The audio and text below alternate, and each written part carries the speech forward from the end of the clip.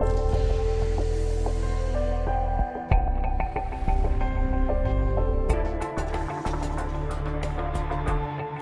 اللہ الرحمن الرحیم۔ اللہ کے نام سے جو سراسر رحمت ہے، جس کی شفقت ابدی ہے۔ خواتین و حضرات، رمضان کے سلسلے کا یہ خصوصی پروگرام ہے ڈاکٹر خالد ظہیر صاحب کے ساتھ، میں ان کو خوش آمدید کہتا ہوں۔ ڈاکٹر خالد ظہیر صاحب، آپ کو معلوم ہے کہ ہم نے اس سے قبل جو پروگرام کیا اس میں روزے کے مقصد کے بارے میں گفتگو کی، روزے کے فلسفے کے بارے میں گفتگو کی، اور ہم نے اس میں اس عزم کا بھی اظہار کیا تھا کہ اس رمضان کے خاتمے تک ہم میں سے سب لوگ کوشش کریں گے اس بات کی کہ جو ہم کو قرآن کے ذریعے سے معلوم ہوا کہ ہم بہتر انسان بنیں گے۔ اب آج ہم اس کے دوسرے موضوع کو چھیڑتے ہیں، اس دوسرے پروگرام میں، یہ ہے زکوٰۃ۔ زکوٰۃ کا تعلق اس چیز سے ہے کہ ہم اپنے جو وسائل ہیں ہمارے پاس، جو اللہ نے دیا ہے، اس میں سے انفاق کریں۔ جو واجب انفاق ہے، زکوٰۃ اس کا نام ہے۔ اس سے پہلے کہ ہم اس پر گفتگو کریں، میں روزے کی رعایت سے چاہتا ہوں کہ آپ اس کی وضاحت فرمائیں کہ نبی کریم صلی اللہ علیہ وسلم نے یہ جو فرمایا کہ روزہ مواسات کا نام ہے، روزہ ہمدردی کا مہینہ ہے، اس میں ہم اگر ان دوستوں کو یاد کریں، ان ہم وطنوں کو یاد کریں، اپنے ان بھائی بہنوں کو یاد کریں جن کا اس حالیہ سیلاب میں اتنا نقصان ہوا، صرف جانی نقصان نہیں ہوا، مالی نقصان بھی ہوا، اس درجے وہ تباہ ہو گئے کہ ان کے گھر ختم ہو گئے، ان کا مال اسباب جاتا رہا، تو کیا اس رمضان میں ہم اس کی بھی کوشش نہ کریں کہ اپنی زکوٰۃ اور اس کے علاوہ جو کچھ ہم کو اللہ کی راہ میں خرچ کرنا ہے، ہم اس کا بھی احساس کریں؟ جناب جی، یقیناً ہمیں ایسا کرنا چاہیے، اور میں اس کے دو پہلوؤں کی طرف توجہ دلانا چاہتا ہوں۔ ایک تو روزے سے اس کا تعلق کیا ہے۔ دیکھیے، بات یہ ہے کہ کسی شخص کی مدد کے لیے انسان کے اندر حقیقی جذبہ اس وقت پیدا ہوتا ہے کہ جب انسان کو اس کی تکلیف اور پریشانی کا احساس ہو۔ یہ احساس سب سے بہتر طریقے سے اس وقت ہوتا ہے کہ جب خود انسان جانتا ہو اپنے تجربے سے کہ یہ پریشانی کتنی بری چیز ہے۔ روزے میں ہم بھوکے رہتے ہیں اور بھوکے لوگوں کی تکلیف کا ہمیں احساس ہوتا ہے۔ ہم کو تو اللہ اپنے کرم سے افطار کے موقع پر اپنی بھوک پیاس مٹانے کا موقع دے دیتا ہے، ہمیں اس کی امید بھی ہوتی ہے۔ لیکن اگر ہمیں یہ بات معلوم ہے کہ ایک حادثے کے نتیجے میں ہمارے بہت سے بہن بھائی ایسے ہیں کہ نہ صرف یہ کہ وہ بھوک پیاس سے دوچار ہیں، بلکہ انہیں کوئی بہت زیادہ امید اور توقع بھی نہیں ہے کہ وہ جلد ہی اس سے اپنے آپ کو بچا لیں گے، تو ظاہر ہے کہ یہ چیز ہمارے اندر یہ جذبہ پیدا کرتی ہے، اس کو کرنا چاہیے اور ہمیں اپنے ان بہن بھائیوں کی مدد کو آنا چاہیے۔ دوسرا پہلو یہ ذہن میں رہنا چاہیے کہ اللہ تعالیٰ کے ہاں اسباب وسائل کی کوئی کمی نہیں ہے۔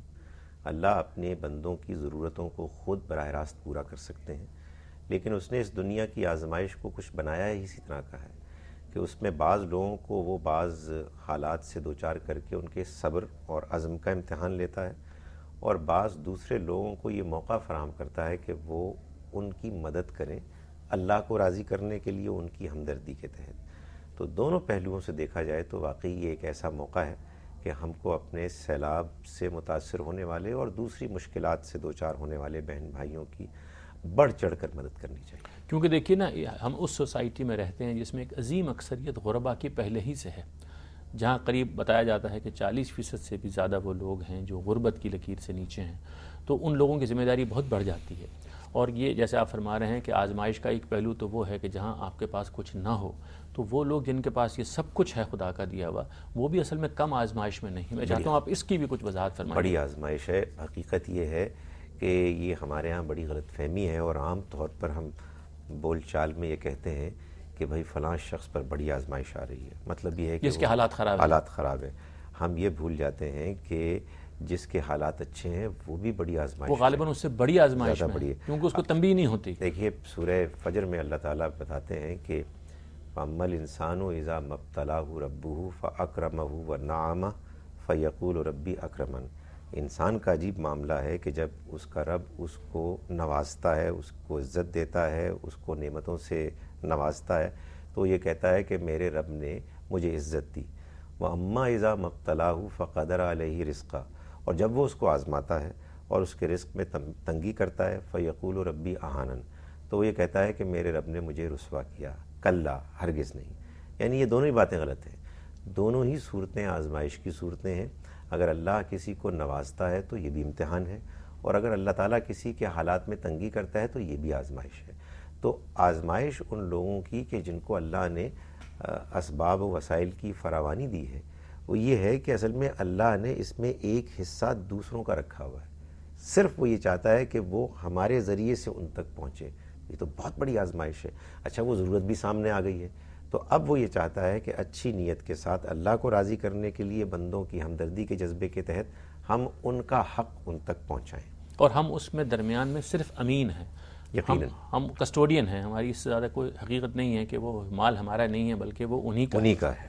اچھا اب ہم آ جائیں زکوٰۃ کی حقیقت کیا ہے؟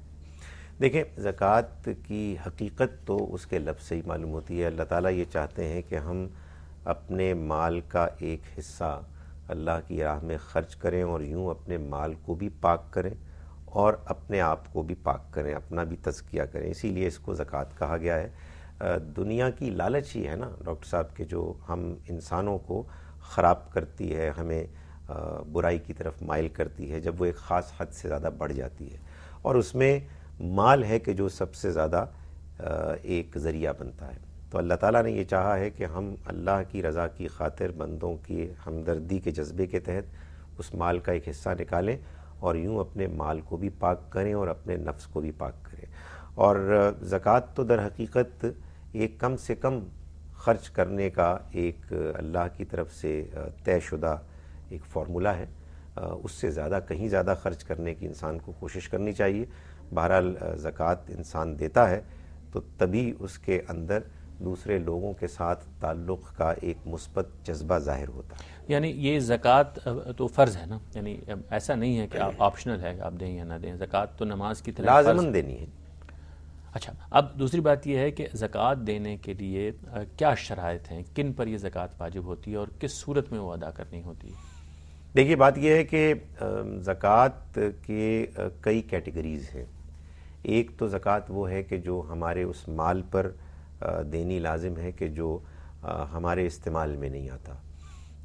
ہمارے پاس کیش ہوتا ہے، بینک بیلنس ہوتا ہے، سونا زیورات وغیرہ ہوتے ہیں.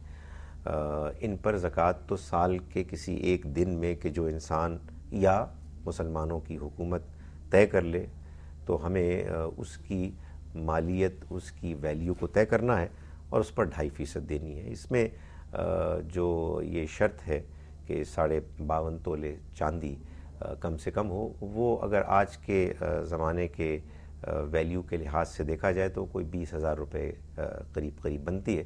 یعنی جس کے پاس بھی 20,000 روپے یا اس سے زیادہ مالیت کا یا پیسہ ہے یا کوئی اور ویلیوبلز ہیں، اسے زکوٰۃ دینی ہے 2.5% کے سال میں ایک مرتبہ. اچھا ہم یہ جو بنیادی شریعت ہے زکوٰۃ کی یہ آپ سے سمجھنا چاہ رہے ہیں، اسی لیے میں کچھ سوالات ایسے کر رہا ہوں تاکہ بنیادی تصور واضح ہو جائے. اور اس کے پیچھے فلسفہ آپ نے بتایا وہی ہے کہ یہ جو زکوٰۃ ہے یہ مال کے اوپر ہے، اور مال دراصل چونکہ دنیا سے ریلیٹڈ ہے، آخرت میں تو مال کام نہیں آنا، تو دنیا سے اپنے آپ کو دور کر کے خدا کی طرف لے جانے کے لیے یہ ضروری ہے کہ مال کا کچھ حصہ دے دیا جائے. جب آپ مال دے دیں گے تو آپ امید ہے کہ خدا کی طرف راغب ہوں گے، اور یہ پاکیزگی حاصل کرنے کا ایک طریقہ ہے. اور اس میں جیسے آپ نے فرمایا کہ جو صاحب نصاب ہو اس کو یہ چاہیے کہ وہ 2.5% ادا کرے اپنے مال میں سے. لیکن مال کے علاوہ بھی کچھ صورتیں ایسی ہیں جس میں زکوٰۃ واجب ہو جاتی ہے؟ جی اس کے علاوہ جو ایک صورت ہے وہ یہ ہے کہ اگر آپ نے کوئی ایسا طریقہ اختیار کیا ہے آمدنی حاصل کرنے کا کہ جس میں آپ کچھ پروڈیوس کر رہے ہیں.